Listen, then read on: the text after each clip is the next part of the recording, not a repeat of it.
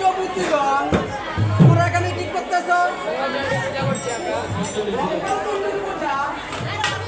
এই পূজা করলে কি অসুখী? আচ্ছা, মনে বসে